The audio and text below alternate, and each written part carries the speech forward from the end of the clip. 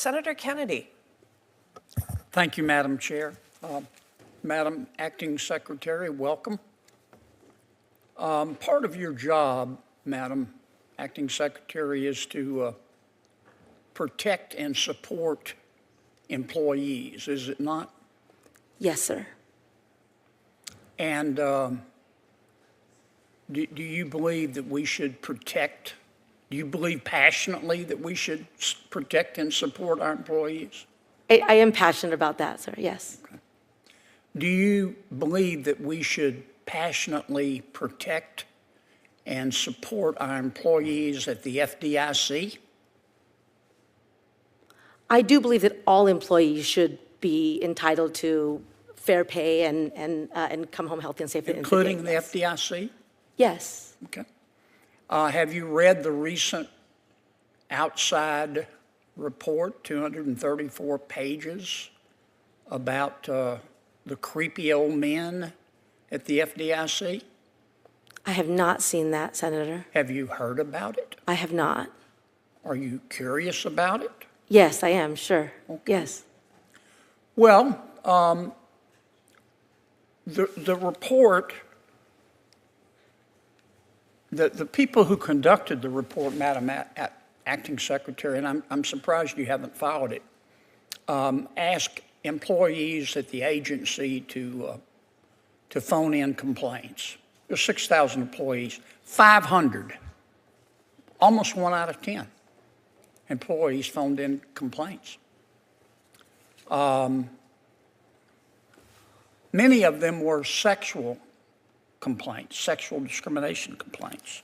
One young woman said, my supervisor continuously sends me text messages with photographs of his penis. Is that a labor violation? I mean, it's horrible. Well, another employee, an Hispanic employee, said my supervisor required me to recite the Pledge of Allegiance because he said I had to prove I'm an American. Is that a labor violation?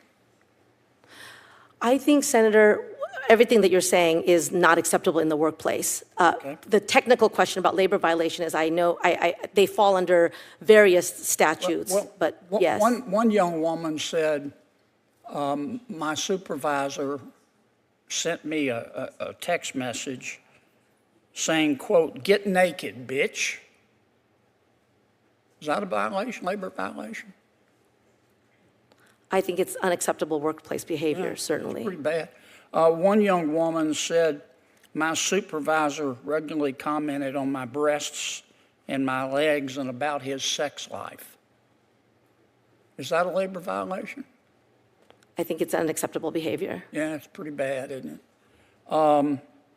One young woman sent in a complaint and said, one of my supervisors asked me the following question, quote, "Does your husband eat you?"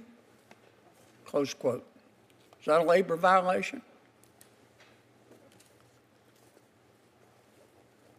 I mean, it's unacceptable behavior. It's disgusting. Well, what do you plan on doing about it? Don't you think that that all of the senior management at the FDIC should resign and be prosecuted? So, Senator, I don't know if a complaint was formally made to the EEOC. That is the federal agency that oversees sexual complaint. You're the Okay. labor secretary, and I know from your behavior you believe in protecting employees. Now, this is as egregious as I've ever seen, and I suspect you've ever seen. And I thought we'd already decided that this is no country for creepy old men. I'm asking you what you're planning. Are you going to call for Martin Gruenberg, who runs the place, to resign? He's been there since 2005, and one or two things are going on. If he says he didn't know about it, he's like a rock, only dumber. Or he condoned this behavior. For the Biden administration, Does Me Too apply except at the FDIC? Is that what you're saying? No, Senator. I mean, I have seen some pretty horrible things. I mean, we see human trafficking and people forced to work in unconscionable conditions. Yes, ma'am, but what are you going to do about the FDIC? So, and how are you going to protect those employees? Well, they definitely deserve protection. This is where the Department of Labor's authority over the Fair Labor Standards Act, the OSH Act, and other things, the sexual harassment claims that you were talking about fall under a different federal agency. And so you're just going to ignore it? No, I mean, but I think that it's important for agencies to operate under the authority that they've been given by Congress. Don't you one think reason you I have think a I didn't moral know. imperative to ask Mr. Grunberg to resign, to quit? I would say this, Senator. I would say, I think you said that a complaint had been made. I'm assuming it was made to the proper federal agency. I trust that our sister Not yet, agencies. but they're coming. I'm just asking you what you're planning on doing, if anything. It doesn't sound to me like you're planning on doing anything to help these young female employees. Well, now that you've brought it to my attention, I'm happy to make sure that the EOC is aware that there is a case like this. But you're not going to do anything about it as Labor Secretary. Well, let me say this, Senator. I know that the people of America need a very strong Department of Labor to protect working people across this country. Our authority to investigate, to cite, to end bad labor practices are bound by the authority that's given by you to me. These investigations occur at another agency. You're not going to do anything, are you? Oh, I just said I'm happy to reach out to them to make sure they're aware of it, and if they need any support that I'm able to give. Your power to help those employees. Thank you, Senator Kennedy. And NLRB rule redefining who is a joint employer. The rule from NLRB will put the franchise model at risk, and I think you know how I feel about this. Small businesses are the heart of the economy in our communities, especially in our little state of West Virginia, which we love dearly, where more than 98% of our businesses are small businesses. 1 out of every 3 franchise owners say they wouldn't own a small business without the franchise business model.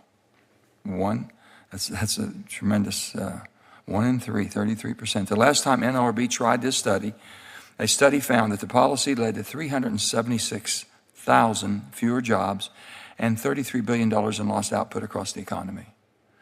Well, a federal judge has currently blocked this rule from taking effect. I'm concerned what will happen if it does take effect. So my question would be, there continues to be bipartisan concern with what the NLRB is proposing. What does your department plan to do to curb the job and economic output loss we experienced the last time, if this would go into effect, and are you all still pushing it for it to be effective? So, Senator, it's nice to see you. I know everybody knows, but I will say this. The NLRB is a separate entity from the Department of Labor. The joint employer rule is not something that the Department of Labor has pursued or that we have put on our regulatory agenda. I will say, one of the things— We tried to get rid of it, but the president he vetoed us. The president overrode us. You know, we tried to get rid of it, but he vetoed it.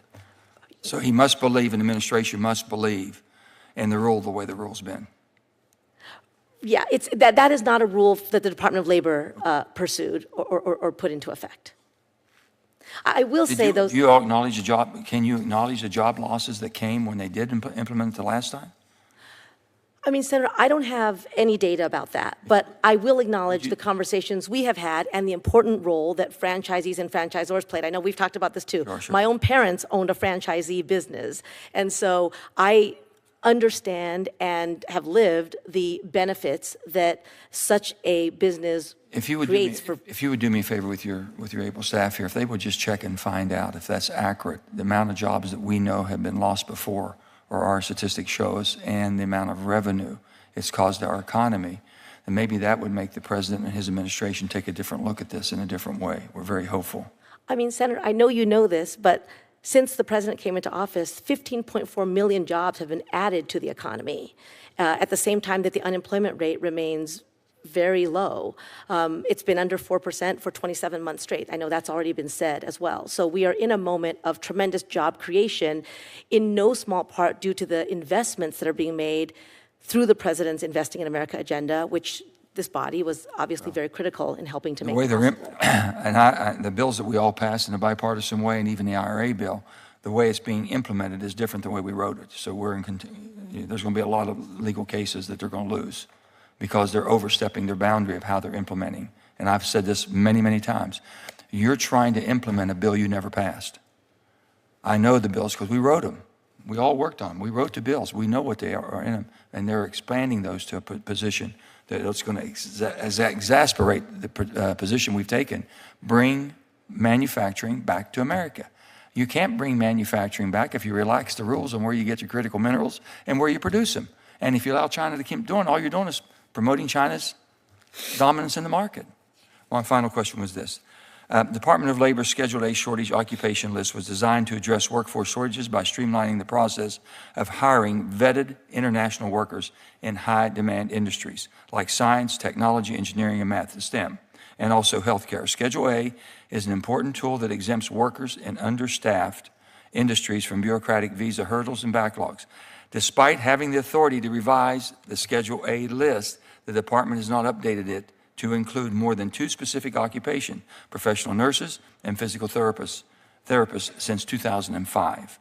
While the department has not updated the list in over 20 years, I was pleased to see the request for information, RFI, on how the Schedule A occupation list could be modernized to include STEM occupations for which there is a demonstrated labor shortage. So what is the department's timeline to provide an updated on Schedule A list? I'm glad you are taking it serious. Yes, so that's what I was going to say. We did do an RFI on this to figure out exactly what we needed to do, and I can certainly get back to you more with the timeline.